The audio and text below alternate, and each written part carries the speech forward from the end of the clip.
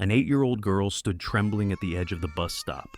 Her pants were soaked, her lips pale, and her voice, barely more than a breath, whispered 5 words that froze a passing soldier mid-step. "I don't want to get on."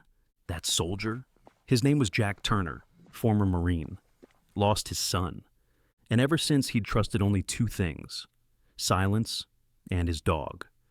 That morning, his canine partner Shadow, who hadn't growled in years, suddenly did. A low, warning growl, aimed straight at bus 45. So what was happening on that bus every morning? And why did one broken child tremble like the ride could end her? Before we go further, where are you watching from? Drop your country in the comments. And if you believe every soul deserves a second chance, tap that subscribe button, because this story, this one, will stay with you long after it ends. It was the kind of morning that bit at your bones, not from wind, but from silence. Elkwood, a modest suburban town tucked along the edge of New England forest land, often awoke in a hush, the trees heavy with gold and copper leaves, and the air thick with the damp breath of October. That morning the fog was crueler than usual. It clung low across Birch Lane, curling like smoke around parked cars and empty mailboxes, turning every streetlight into a lonely lighthouse. Jack Turner, age 48, had just finished his morning run. He was a man who wore the years on his face like a soldier wore a medal, not boastfully, but with an understanding of what it cost. His body was tall, still square-shouldered, despite an old bullet wound that pulled slightly at his left side. A faint peppering of gray dusted his beard, trimmed close to the jaw, and his eyes were the blue of a storm-washed coast, sharp, scanning, and unrelenting. Jack had been a Marine Corps sergeant, served through 2 deployments in Afghanistan, and buried more than one friend. But none of that haunted him like the silence that lived in his own home now. He ran every day because it kept the ghosts moving behind him, especially one ghost in particular, his son Ethan.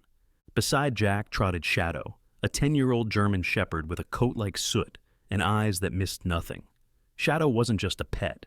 He was Jack's old K9 partner, a bomb sniffer turned companion, retired after a roadside explosion, shattered his left hip, and left one ear half-flopped from nerve damage. But even with age and scars, there was something regal in how Shadow moved. Head low, gait measured, constantly assessing the world like a sentinel trained for war. That morning they turned onto Birch Lane as they always did. The houses here were older, with peeling porches and mailboxes dented by years of frost heaves and forgotten snowplows. At the far end of the street, near a rusting swing set and a leaf-choked drainage ditch, stood the town's oldest bus stop, just a narrow bench and a bent aluminum pole. Shadow stopped. It wasn't a gradual pause. It was sharp, urgent. His hackles rose. A low growl rumbled in his chest, barely audible but enough to halt Jack mid-stride. Shadow never growled without reason. He hadn't made that sound since the day they cleared a farmhouse in Kandahar and found 2 frightened children inside. Jack followed his partner's gaze and saw her. A girl, maybe 8 years old. She stood alone at the bus stop like a paper doll cut out and forgotten. Her jacket was bubblegum pink, but zipped up so tightly the hood shadowed most of her face. She didn't move, didn't pace, didn't check a phone or glance around like most kids might. She just stood, frozen, clutching a backpack to her chest like it was the only shield between her and the world. Her pants were soaked, not from puddles or dew. Jack could tell. He'd seen that stain before, in the barracks when new recruits broke under pressure, or in refugee camps when kids trembled too hard to make it to the latrine. The urine had spread halfway down her thighs, darkening the denim, clinging to her thin legs like shame. Jack approached slowly, pulling back on Shadow's leash. The girl didn't flinch when the dog stepped closer. That alone told Jack something was deeply wrong. Shadow was imposing even in stillness, but she didn't react, didn't fear him. Almost like she trusted him more than whatever waited ahead. Jack crouched beside her, careful not to cast a shadow over her. "Hey there," he said gently, voice low like he was talking to a hurt animal. "You okay?" She turned her head slightly. Her skin was pale, too pale. Not the soft pink of a healthy child, but the sickly white of a face robbed of warmth. Her lips were cracked, her eyes, gray, dull, enormous in a face far too small, flicked toward him without really seeing him. Her voice came like mist. I don't want to get on. Just 5 words, but they landed like a rifle shot in Jack's chest. Not because of what she said, because of how she said it, like she was warning him, or begging without begging.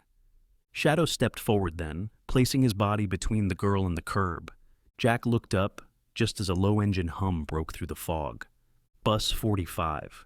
It was old, grimy, its yellow paint dulled into bruised amber by years of sun and snow. The headlights barely cut through the haze. As it pulled up, its brakes let out a groan like something tired of stopping. The door folded open with a hydraulic hiss. The girl flinched. She didn't scream, didn't sob. Her only movement was half a step backward, shoulders tightening like someone expecting a blow. Then, she raised her hand. Not to wave, not to signal. She pointed. Directly at the bus. Jack looked.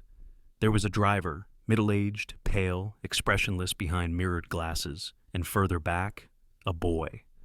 The boy was older, maybe 11, black hoodie, cold eyes that didn't blink. He sat alone, still, like a rock sunk deep into the riverbed. The girl took one step forward, then another. Shadow followed, not breaking his stare from the bus. She climbed the steps slowly, pausing just before the door closed. She turned, her eyes met Jack's. There was no pleading in them, no drama. Just a look that said, if someone doesn't stop this, it's going to happen again. The door hissed shut. The bus pulled away. Jack didn't move. He watched through the fogged windows as the girl curled against the wall, hugging her bag like a lifeline. Her face was turned inward, not looking at the driver, not looking at anyone. She just stared down. Shadow sat beside Jack, ears forward, eyes still locked on the retreating bus. Jack clenched his jaw. His hand found the leash, but not to restrain. Just to remind himself he still had something tethering him to this moment. He had seen that look once before. On the night before Ethan died, his son had said he was fine, had smiled at dinner. But when Jack passed his bedroom door, he remembered a fleeting look over the boy's shoulder. One Jack didn't name in time, one he would never unsee. And now, a little girl had just looked at him the same way. He didn't know her name, didn't know what had happened. But Shadow had growled. And Jack Turner had learned long ago, when Shadow growls, you listen. The fog hadn't lifted. In fact, it had thickened overnight, as if the entire town had fallen under a gray spell. Street lamps glowed like weak candles against the haze, their light scattering rather than cutting through. Birch Lane looked like it hadn't slept. The trees leaned heavy with dew, their branches hanging low like shoulders burdened by too many secrets. And for Jack Turner, the morning began the same way it always did, with laced boots, a stiff back, and Shadow waiting by the door. Shadow, now 11 years old, moved slower than he once had, but the sharpness in his eyes hadn't dulled. His coat had grown more silver along the muzzle and paws, but his posture remained alert, spine straight, ears half erect, his body always positioned between Jack and the world. There was something ceremonial in how he waited each morning at the threshold, as if reminding Jack that their duty wasn't over yet. Not after yesterday. Jack hadn't slept much. He sat up late, replaying the girl's face in his mind. Those wide, dulled eyes, the soaked jeans, the way her body had pulled inward like she wanted to fold herself out of existence. But it wasn't just the girl. It was Shadow. The way the old dog had growled, stepped forward, planted himself like a barricade. That behavior wasn't instinct. It was decision. It meant something.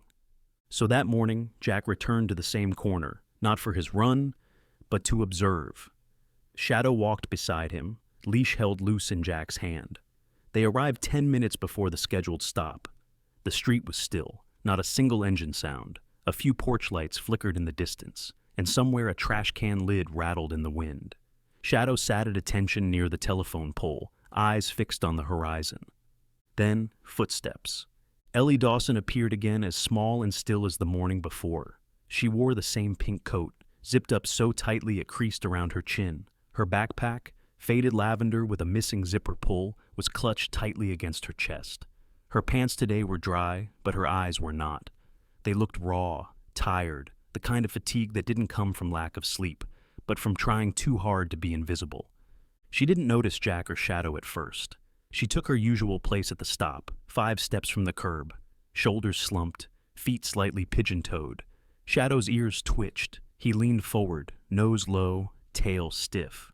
Jack didn't speak. He simply watched. At 6:41, the rumble of bus 45 broke the stillness. The bus approached slowly, its tires crunching over wet leaves, headlights barely slicing the fog. The door hissed open before the vehicle fully stopped. Inside, dim fluorescent lights cast a cold, uneven glow. Kids sat scattered, talking, throwing balled-up papers. Then came Kyle Brennan. He stepped off the bus first, just for a moment, then turned and walked back inside. Kyle was tall for his age, 11 or 12, with a lean build that suggested early growth spurts. His skin was pale, unblemished, but his expression was hard, detached. His hair was coal black, clipped neatly on the sides, with a jagged fringe over his forehead. He wore a black hoodie with the sleeves pushed halfway up his forearms, revealing a woven bracelet on one wrist and a fading ink stamp from a skating rink on the other. He didn't look angry. He looked empty, like someone watching the world from underwater. As Ellie stepped forward to board, Kyle turned and gave her backpack a light kick. Not enough to knock her down, just enough to jolt her balance. She stumbled slightly, didn't look back, didn't say a word. Shadow exploded. A short, guttural bark burst from him, deep and sharp enough to echo off the houses. Jack tightened the leash immediately, but he didn't stop the dog from stepping forward. The hairs along Shadow's back stood rigid. His eyes locked onto Kyle like a trigger being pulled. The boy paused, looked toward the sidewalk, met Shadow's gaze for a split second, then turned back around without another move. The girl boarded. The door closed. The bus rumbled off, trailing exhaust and fog. Jack took out his phone and opened the Notes app. He typed methodically. 6:41 a.m., Kyle Brennan, black hoodie, approx. 11. Backpack contact. Shadow reacted. Girl did not respond. He paused, then added, only time Shadow has barked in 3 years. Same boy as yesterday. As he slipped the phone back into his jacket, Shadow remained standing.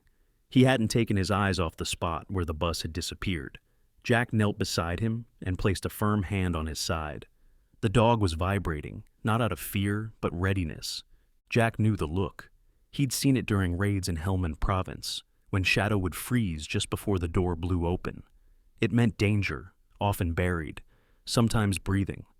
The following morning, Jack changed tactics. He dressed as if going for a jog again. Gray hoodie, worn sneakers, earbuds dangling.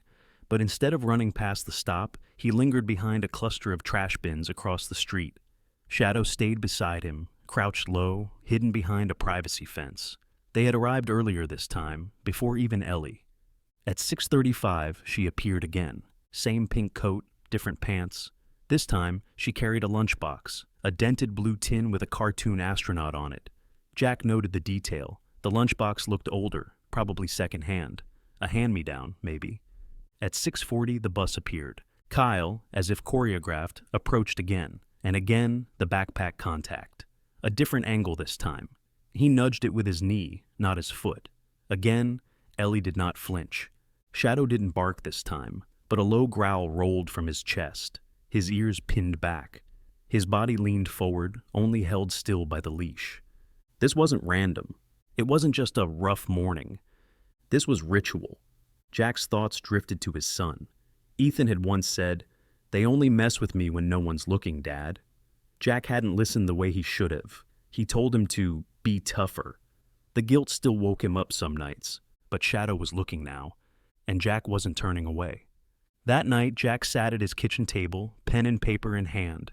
He sketched out a list: bus times, seat patterns, behavioral signs. It looked like a briefing from deployment days, and at the top, he circled a name: Kyle Brennan. In the corner, Shadow lay curled on a rug, his breathing steady, but his eyes remained half open, watching Jack from across the room. Always alert, always guarding, always knowing something most people missed. Jack didn't need a formal investigation. He already had his answer. Now, he just needed proof. Jack Turner sat in his living room long after the morning fog had lifted. The sunlight outside filtered through dusty blinds and thin lines, slicing across the room in pale yellow. He hadn't turned on any lights. The television remained dark. The only sounds came from the occasional creak of the floorboards beneath Shadow, who shifted now and then beside his feet like a memory trying to get comfortable. The air smelled faintly of coffee gone cold, and the old leather of the armchair Jack hadn't replaced in 15 years. He leaned back, one ankle resting on the opposite knee, hands clasped in front of him as if holding an invisible weight. Shadow lay curled to the right of the armchair. The German shepherd's breathing was even, chest rising and falling with a rhythm Jack had grown used to relying on more than his own. 11 years old, gray now around the muzzle, one ear permanently bent from nerve damage, but still alert. Always alert. He didn't sleep so much as wait. Jack stared at the photo on the bookshelf, one frame tucked beside a military plaque. His son, Ethan, 13 years old, a boy with messy brown hair, long lashes, and a smile he rarely showed outside a music class. The photo had been taken at a school recital, Ethan holding his guitar, shoulders squared like he was trying to prove he could stand on his own. But Jack remembered the way he used to curl his fingers into the hem of his shirt when nervous, the way he would flinch when someone knocked too loud, and the day he came home with a bloodied lip and said he ran into a locker. Jack had believed him, or worse, he had chosen not to ask. The guilt that came later wasn't sharp. It was heavy, slow, a weight you learn to carry without complaining, but it drags you behind every smile, every moment of silence. Jack exhaled through his nose. The past few mornings had reopened wounds he thought he'd at least learned to live beside. The girl, Ellie, she was more than just another quiet child. Her silence wasn't simple. It had edges. Her stillness wasn't calm. It was armor. And the soaked pants, the shrinking posture, the way she never looked anyone in the eye, he had seen it all before. In Ethan. And yet, Jack had done nothing for his son. Not really. He'd believed teachers when they said, "He's just shy." Believed the counselor when she said, "Kids go through phases." He'd told Ethan to shake it off, stand up for yourself, be a man. Ethan hadn't wanted to be a man. He had just wanted to be safe. And no one, especially not his father, had given him that. Jack rubbed his eyes, then looked down. Shadow was awake now, his dark brown gaze fixed on Jack's face. He didn't move, didn't whine, just stared, waiting. "You saw it too, didn't you?" Jack murmured. Shadow blinked once, slowly, as if confirming.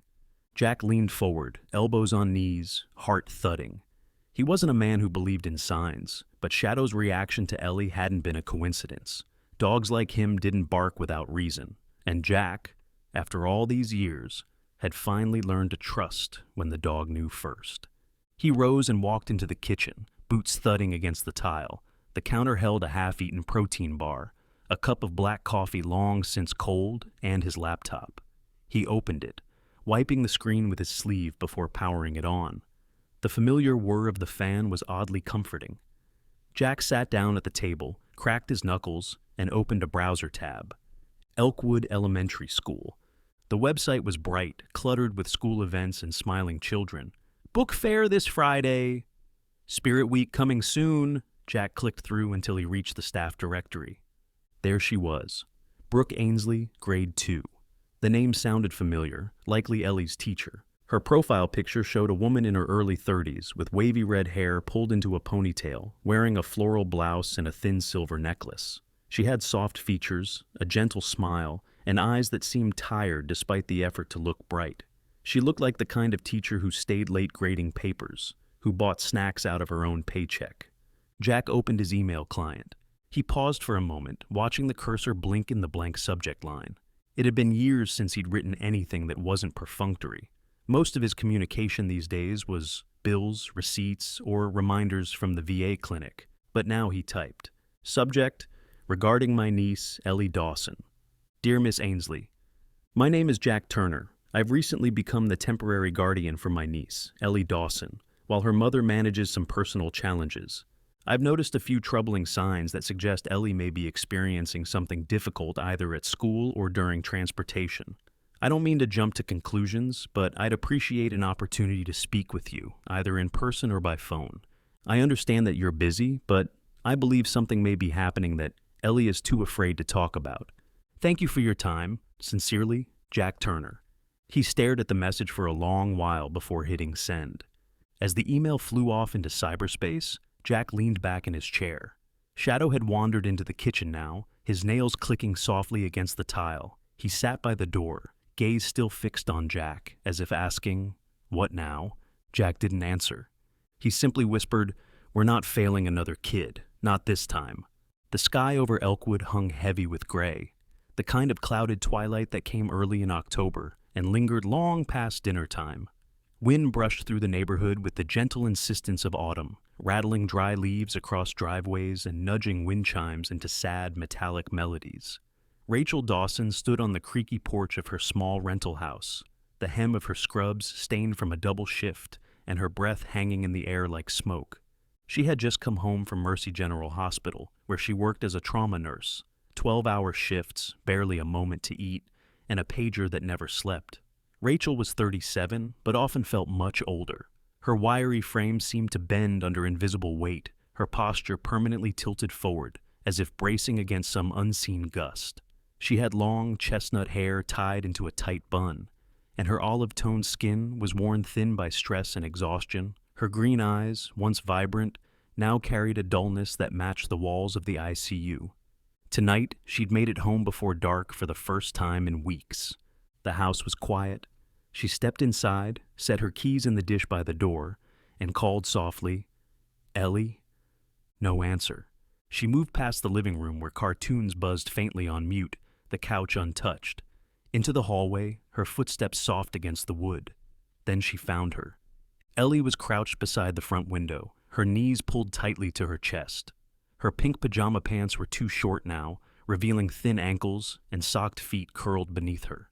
The hood of her sweater was pulled up, casting her small face in shadow, but Rachel could still see her eyes, wide, unblinking, pressed to the lower corner of the window pane.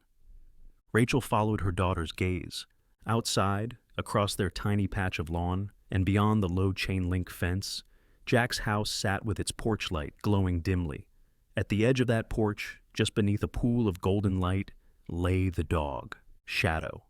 His body was still, head resting between his front paws, but his ears twitched at every passing sound.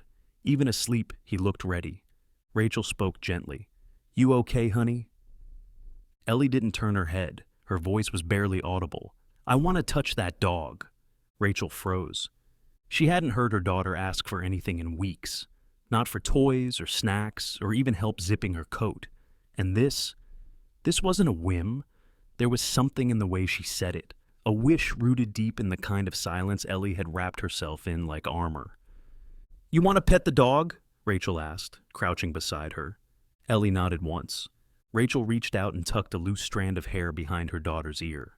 Ellie's face was pale, framed by worry, but her eyes were fixed on the animal, as if he might vanish if she blinked. Rachel swallowed the lump in her throat.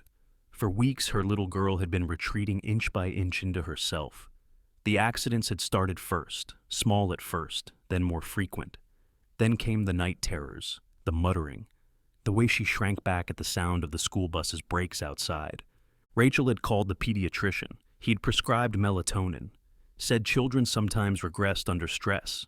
But stress from what? Ellie wouldn't talk, wouldn't draw anymore, barely made eye contact. But tonight, she wanted to touch the dog. Rachel stood. "Let's go, sweetheart." Ellie turned to her with startled eyes. Rachel smiled softly. "Let's go meet him." A few minutes later, bundled in a coat 2 sizes too big and mittens that didn't match, Ellie stood beside Rachel on Jack Turner's porch. The wind tugged at their jackets. The porch light buzzed faintly above them. Rachel hesitated, hand lifted, then knocked twice. The door opened a moment later. Jack was still in the flannel shirt he'd worn earlier, sleeves rolled to his elbows, revealing forearms lined with old scars and faded tattoos. He looked surprised, his sharp blue eyes scanning both of them before settling on Ellie. Rachel cleared her throat. "I'm sorry to bother you. I know it's late." Jack stepped aside. "You're not. Come in." The warmth of the house enveloped them like a held breath. Inside, the living room smelled faintly of pine cleaner and old books. Shadow sat up immediately, ears forward, eyes locked on Ellie. Ellie stopped in the doorway, frozen. Rachel knelt beside her. "It's okay. You don't have to." But Ellie didn't step back.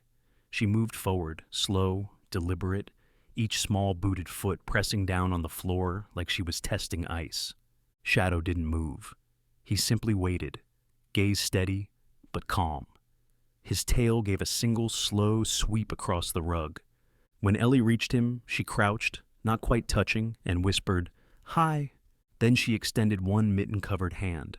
Shadow leaned forward slightly, sniffed, then pressed his head gently into her palm. Ellie's shoulders loosened. Her mouth twitched, just slightly. A smile. Not big, not showy, but real. Rachel felt tears prickle behind her eyes. Jack watched without speaking, arms crossed, a softness creeping into his features. For a long moment, no one moved. Then Ellie whispered, "Does he bite?" Jack shook his head. "Only if you're a burglar." Ellie giggled, just once, a breathy sound. But it was enough. Shadow, sensing the moment, shifted his weight and let out a soft chuff before resting his head against Ellie's knee. Rachel looked at Jack, her voice low. "I've tried everything, doctors, books, charts, but I think this is the first time she's wanted anything since it started." Jack nodded. "Sometimes kids don't need fixing. They just need someone who doesn't look away." Rachel's eyes shimmered. "I didn't know what to do anymore." Jack looked down at the girl and the dog, now nestled together like old friends. "Let's figure it out," he said. "Together." The morning mist had burned away by 7 a.m., but the tension clung tighter than fog. Jack Turner sat at his kitchen table, fingers tracing the grooves in the wooden grain as he waited for the footage to finish uploading. Across the room, Shadow lay with his head on his paws, eyes darting toward Jack every so often, as if waiting for orders he hadn't received in years. Jack's plan had formed late the night before, half born from instinct, half from something Ethan once said, "They only act like monsters when no one's looking." The idea felt dirty at first, using a dog like Shadow, a friend, a brother in arms, as a vessel for surveillance. But there was no other way to get the truth. So that morning, Jack had knelt before Shadow, fitted the small action camera onto a custom harness around his neck, barely visible under the thick fur. The lens sat just beneath his collar, angled upward. A former handler's touch ensured it wouldn't shift. Shadow didn't resist. He simply looked up, eyes calm, waiting. "Let's bring the light this time," Jack had whispered. Now, the footage was loaded. Jack clicked play. The video was shaky at first, capturing the bouncing rhythm of Shadow's gait as they approached the bus stop. Ellie stood near the curb, pink coat zipped, her head slightly tilted. Then Kyle appeared. Jack tensed. The camera caught it all. Kyle stepping close behind Ellie, murmuring something inaudible, then pressing his foot into the back of her shoe. She stumbled forward. He laughed under his breath. Then, once aboard the bus, he swung her backpack into the aisle and nudged her seat with his knee until she shrank against the window. And then came the moment. Kyle turned back toward the aisle, leaned toward Ellie, and said something. Something that made her flinch and cover her ears. Shadow, still on the sidewalk, erupted. The camera shook as his body surged forward, barking loud, sharp, relentless. The microphone distorted under the volume, but the fear in Ellie's eyes was crystal clear. Jack paused the video. His hand trembled. Outside the window, leaves fluttered past like silent witnesses. Jack took a deep breath and copied the file to a thumb drive. Then he grabbed his jacket. He had a meeting to keep. Principal Linda Granger was a woman who had made herself out of spreadsheets and patience. In her mid-50s, she had the sort of presence that made children instinctively sit up straighter. Her auburn hair was streaked with silver, pulled into a tight French twist. She wore tortoiseshell glasses and a navy blue blazer with faint pinstripes. Her voice rarely rose, but when it did, the silence afterward was always heavy. Jack sat across from her in her small office, where books lined every wall and a faded globe sat beside a jar of peppermints. Rachel Dawson sat beside him, her hands knotted together in her lap.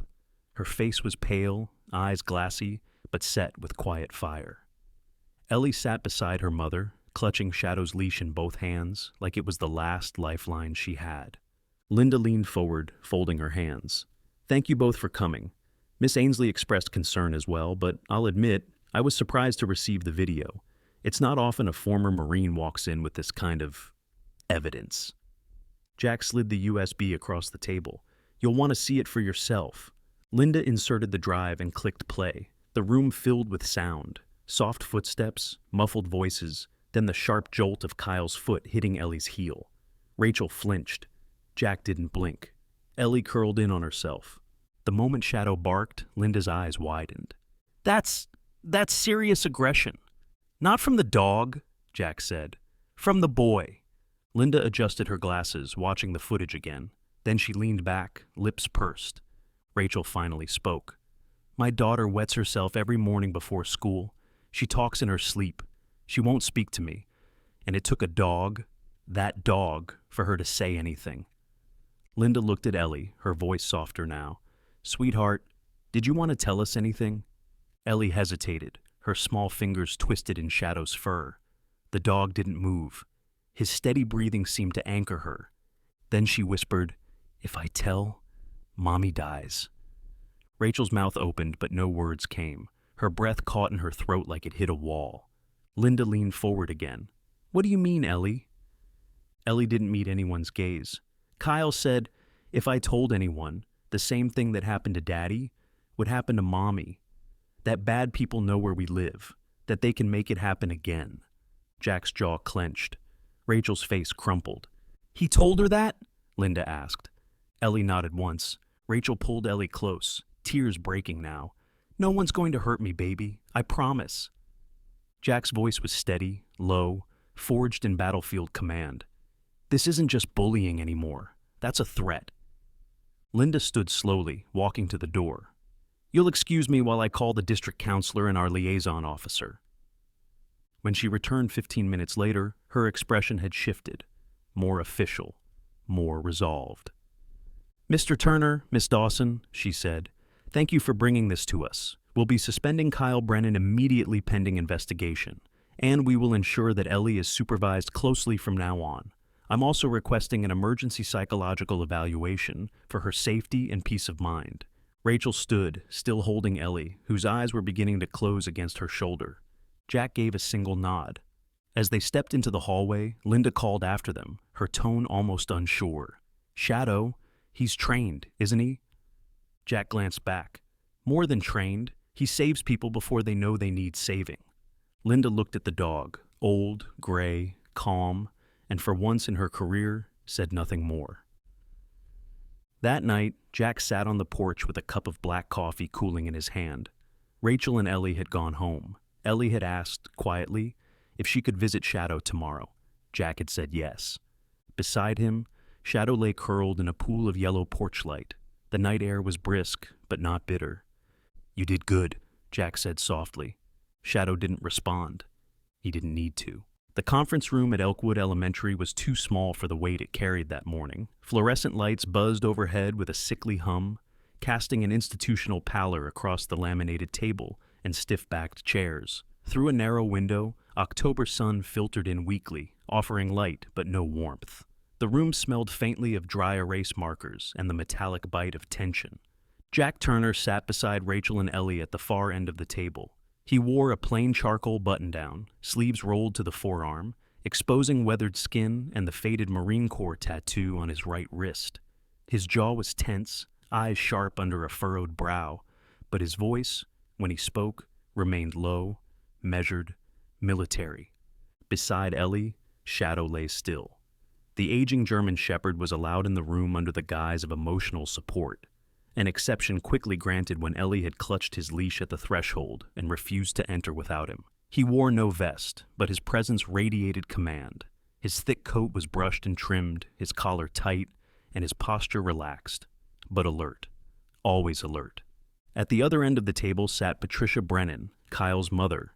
In her early 40s, she wore a pressed beige trench coat over a cream blouse and black slacks. Her features were tight, makeup carefully applied to project calm authority, but the way she twisted her silver bracelet betrayed nervous energy. Her son Kyle slouched beside her, arms crossed, black hoodie pulled low over his forehead. His dark eyes flicked around the room, refusing to settle on anyone for long. He chewed the inside of his cheek, his leg bouncing subtly. Principal Linda Granger presided at the center of the table, flanked by Miss Brooke Ainsley, Ellie's teacher. Brooke was in her early 30s, slim, with freckled skin and copper-red hair clipped neatly above her shoulders. She wore a pale green blouse and a long navy cardigan, hands folded tightly in her lap. Despite the formality, her eyes drifted to Ellie often, concern plain in her expression. Linda cleared her throat. Thank you all for coming on short notice. The allegations raised are serious. We will proceed with care and respect. Patricia Brennan immediately leaned forward. Let me be very clear. My son would never threaten a girl. This has clearly been blown out of proportion. He's 11. Kids tease each other. Jack's voice was flat. Threatening someone's life isn't teasing. Kyle's jaw twitched. I didn't say anything like that. Ellie said nothing. She stared down at the table, one hand tangled in Shadow's fur. The dog hadn't moved since they entered, but his ears tilted slightly at Kyle's voice. Rachel glanced at her daughter, then turned to Principal Granger. You saw the video. He kicked her bag, cornered her. What else do you need? Patricia shook her head. That footage is out of context. You didn't hear what was said.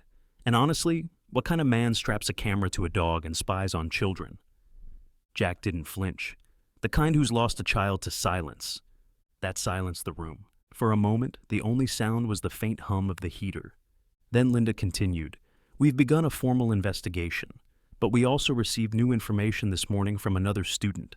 She turned toward the door and gave a short nod. It opened slowly, and a boy stepped in. Slender and nervous, with sandy blonde hair and oversized glasses slipping down his nose.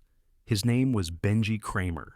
10 years old, quiet, bookish, often overlooked. He held a spiral notebook clutched tightly to his chest. Come in, Benji, Linda said gently. Would you please tell everyone what you told me earlier?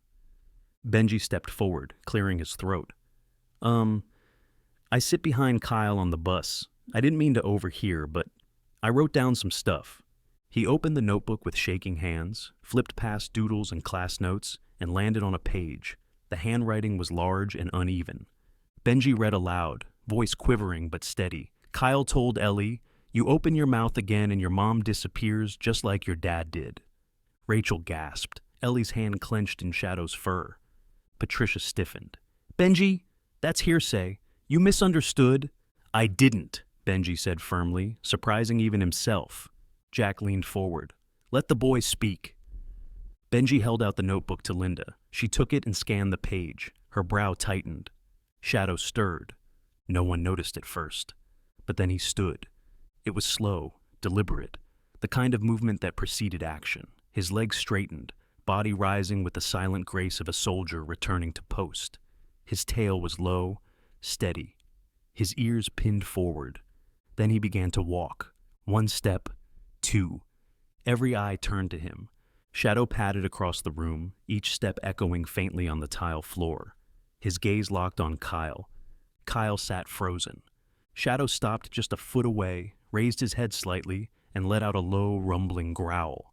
Not angry, not wild, but firm, measured, warning.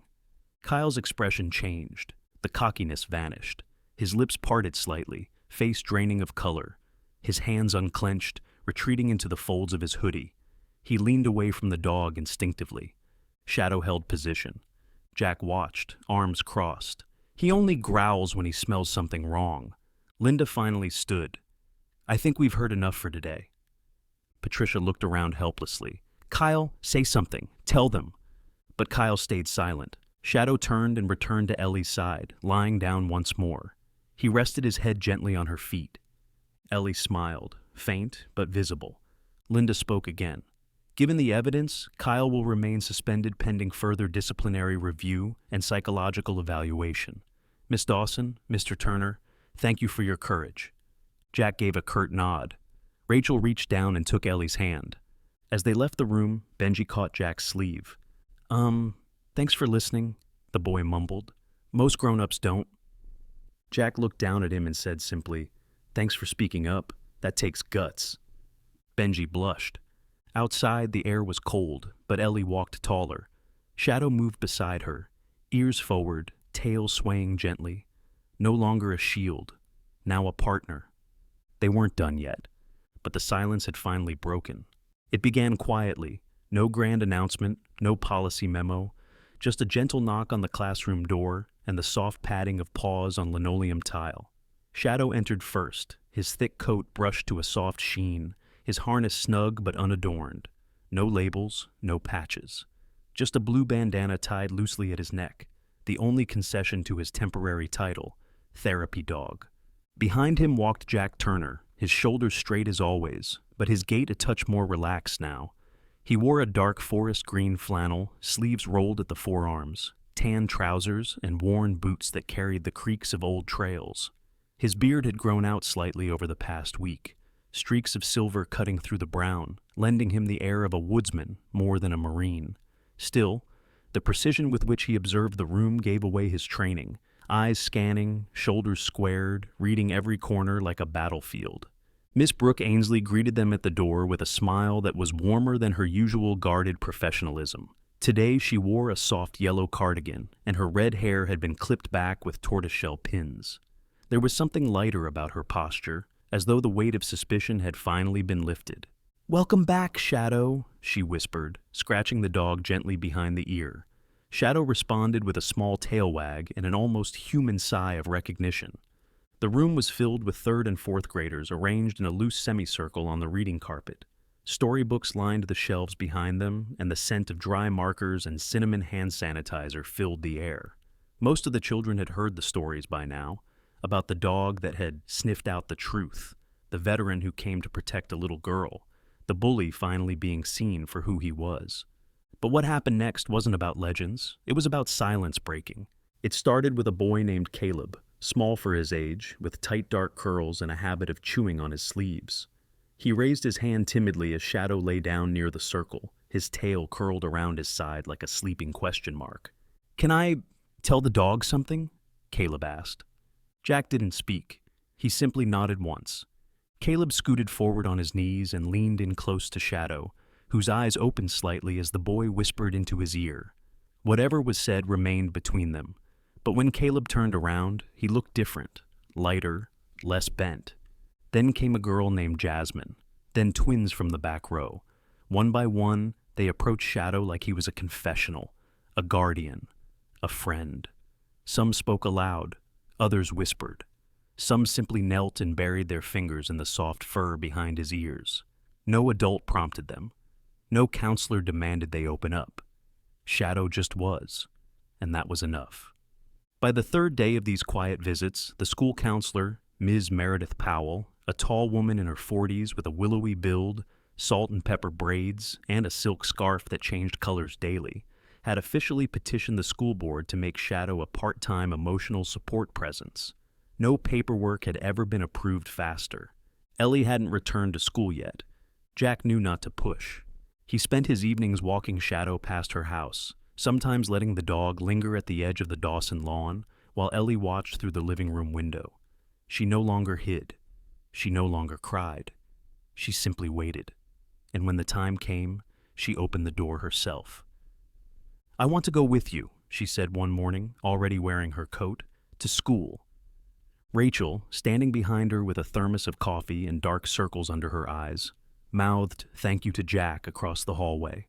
That day, Ellie sat beside Shadow during mindful minutes, a period carved out for breathing exercises, light journaling, and calm reflection. Miss Ainsley handed out small notebooks to each child. Ellie stared at hers for a long time before opening it. Then she began to write. Shadow didn't move from her side. By the end of the week, Ellie had spoken 3 full sentences to Brooke. By the following Tuesday, she stood up during circle time and said softly, "I didn't like the bus because I thought no one saw me." No one interrupted her. No one laughed. Brooke blinked away tears and simply nodded. "We see you now." Meanwhile, across the campus, another story was quietly unfolding. Kyle Brennan had begun attending the school's behavioral reintegration program, a structured course led by child psychologist Dr. Leland Shore, a man in his 60s with an old-school presence, wire-frame glasses, gray 3-piece suit, and a voice like warm gravel. He didn't believe in punishment as much as pattern breaking. But even Dr. Shore had raised an eyebrow when the request came in. Could Shadow accompany Kyle during his sessions? At first, the boy resisted. He slouched in his chair, refused to speak. But Shadow didn't ask for answers. He lay down near the boy, at the same angle he had once stared him down, only now with his back to the door, his posture more relaxed. And on the fourth session, Kyle muttered something. He only growled at me because he knew I was lying. Dr. Shore had scribbled something in his notes that day. Breakthrough via dog's authority. Guilt =, recognition =, possible empathy. The reintegration wasn't instant. Kyle still sulked, still threw up walls, but they cracked more each day. Shadow's presence reminded him, not of fear, but of the moment his bluff was called, of what it meant to be seen. By the end of the third week, Kyle asked, "Can I sit next to him next time?" Dr. Shore simply replied, "He'll let you know." And then, back in the main building, Miss Ainsley had begun a bravery board in the hallway. Notes and drawings from students who had overcome fears, spoken up, helped others. Ellie's card was there now. A drawing of a girl holding hands with a dog under a big yellow sun. No names, just the words, "Thank you for seeing me." Jack passed it every time he walked Shadow to class. He never said a word, but he always paused. He no longer walked with the weight of unfinished grief. He walked with purpose. Shadow, ever silent, walked beside him. Not leading, not following, just with. The gymnasium at Elkwood Elementary had never felt this full. Rows of folding chairs formed neat, hopeful lines, parents and teachers whispering in between songs and speeches. Sunlight spilled through high windows, filtered by handmade decorations. Crayon hearts, glitter stars, and cut-out words like hope, courage, and kindness strung together with yarn above the stage. It was the final day of Kindness Week, and something in the air felt different. Not louder, just stronger. Like a breeze right before spring breaks through the last grip of winter. Jack Turner stood at the back of the gym, arms crossed loosely, eyes scanning the crowd. He had worn a clean-collared shirt today, light blue, pressed by hand the night before. His beard had been trimmed, boots polished. He wasn't one for ceremonies, but this one he would not miss. Beside him sat Shadow. No vest, no leash, just the aging German shepherd seated tall with perfect posture, ears flicking at every squeaky microphone and distant camera click. His dark coat had faded at the muzzle, silver dusting his brows. A small pin, shaped like a paw print with a blue ribbon behind it, was clipped discreetly onto his collar. It had been made by the second-grade art class. Shadow hadn't noticed. Or maybe he had, and simply didn't object. Up front, Principal Linda Granger took the podium. Her gray hair was down for once, falling in waves to her shoulders. A soft pink scarf wrapped elegantly at her neck. She thanked parents, staff, students, talked about resilience, courage, and then she stepped aside. A hush fell over the gym. Brooke Ainsley walked to the center of the stage and adjusted the mic stand to child height. "Our next student would like to say a few words. Please welcome Ellie Dawson." There was no applause, just silence. Not a cruel silence, one of respect, of breath held and hearts waiting. Ellie walked slowly onto the stage, white dress billowing softly around her knees. Her hair was tied in a high ponytail, a pink ribbon matching the delicate paper crane she held in both hands. Her shoes were white, but slightly scuffed, her socks uneven. She didn't notice. She stopped in front of the microphone. For a moment, she said nothing. Then she looked straight ahead. "My name is Ellie. I'm 8. She paused, voice small but clear. The mic picked up the shake in her breath, but not the strength in her spine. "I used to think being quiet was how you stayed safe, that if you didn't say anything, bad things couldn't find you." She looked down at the crane. "But silence didn't save me. A dog did." Somewhere near the front row, Rachel Dawson wept silently, hand covering her mouth. Ellie continued, "I'm still scared. I still wake up and look for monsters. But now, I have someone who looks back at them for me." She turned and began walking off stage, slow, deliberate steps. She didn't look rushed, didn't hide. At the steps, Shadow had already risen. She walked to him. Everyone watched. She knelt down, gently, reverently, and held up the crane. "I made this for you," she whispered. Shadow didn't move. Ellie leaned forward, tucked the paper crane gently into the space beneath his collar, right above his heart. Then she placed her hands on either side of his face. "Thank you for staying." Shadow licked her cheek once, then sat back. A murmur went through the gym, but no one clapped. It wasn't the moment for that. When Ellie returned to her seat, Rachel took her hand. Jack stepped up beside them, offering no words, just presence. He nodded at Rachel, who smiled through her tears. The rest of the program continued. Students sang about kindness, teachers read poems. A fifth grader named Melina read a short story about her cat saving a squirrel. But no one really remembered those parts. They remembered the dog, the girl, the paper crane. After the event, as the gym emptied, a man approached Jack. Late 30s, lean build, dark hair pulled back into a neat bun, wearing a corduroy jacket and glasses. He introduced himself as Dr. Evan Reyes, a child psychologist volunteering at the district. "I've never seen a response like that," he said, gesturing toward Shadow. "Would you consider speaking at our trauma response seminar next month?" Jack gave a half smile. "I don't speak. He does." He looked down at Shadow, who was watching the children run through the halls, tail still, posture calm. "I'd still like to hear what you've learned," Reyes said. Jack gave a small nod. "Sure, just don't expect PowerPoint." Later, as the crowd dispersed and the paper decorations fluttered to the floor like cherry blossoms, Jack, Rachel, Ellie, and Shadow walked side by side through the parking lot. The wind tugged playfully at Ellie's dress. She laughed once, a short sound, like a new song being born. At the end of the lot, a line of school buses idled. Ellie stopped. Her hand slipped out of Rachel's. Jack waited. She walked forward alone, toward the bus she used to fear. The driver stepped down, a woman in her 50s with a warm face, auburn curls, and large sunglasses. "You ready, honey?" she asked. Ellie looked back once, at Shadow. The dog took a single step forward, then sat. Ellie turned to the bus, climbed the stairs, turned, and waved. Shadow didn't move. He just watched, calm as a lighthouse. The door closed. The engine hummed. The bus pulled away. Rachel exhaled, shoulders sinking. "She's not the same girl," she whispered. "No," Jack said. "She's not." The wind picked up again, tugging at the flags strung along the school gate. Red, blue, white. One of them came loose, spinning upward toward the sky like the wings of a crane taking flight. Jack, Rachel, and Shadow walked on. The story did not end in applause. It ended in trust, and the quiet understanding that some protectors never leave, even when the danger is gone. Sometimes God doesn't send angels with wings. Sometimes He sends them with paws and a quiet stare that says, "You're not alone." Shadow didn't speak, but through him, Ellie found her voice, and through Ellie, an entire school found its courage. This story isn't just about a dog. It's about second chances, unseen battles, and the kind of healing that only love, unconditional and loyal, can bring. So, if you believe that miracles still walk among us, in fur-covered footsteps and brave little hearts, leave a prayer in the comments. Share this story with someone who needs hope today, and subscribe to our channel so you never miss the next whisper of grace.